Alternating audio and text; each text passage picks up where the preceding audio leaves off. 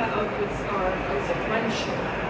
So the most common way in which EdTech data companies monetize user data is by what we call data-flying products.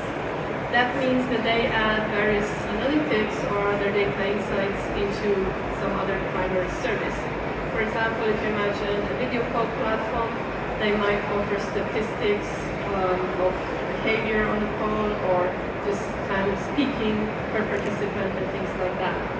So such data outputs and metrics can be produced for different audiences, including beyond universities. And I imagine the entire diversity of infrastructure platforms used by one university, anything from enterprise software all the way to virtual learning environments, different apps, digital texts, and so on. So these platforms produce large amounts of user data that can be potentially valuable to different organizations. But these data outputs lead to social action and they have effects. They might be consequential at the institutional level. So for example, a university might intervene in the student's life based on predictive algorithmic score, but it might be to the detriment of the student.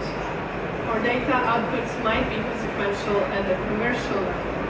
For example, the publisher may decide on which monographs to publish based on reading trends on courses, but now these statistics might be already driven by behavioral nudging students what to read. So then you would have a double loop here of intervening in reader behavior as well as author and publishing opportunities.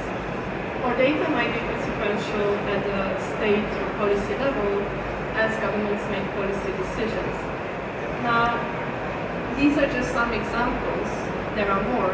But they do point us to ask questions about the meaning of different data outputs. Data outputs are not neutral, they might be helpful. However, some also present risk and potential harm for individuals as well as groups.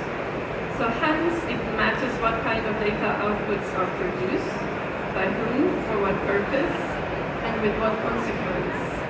And who gets to decide when things are being released, used, or even abandoned.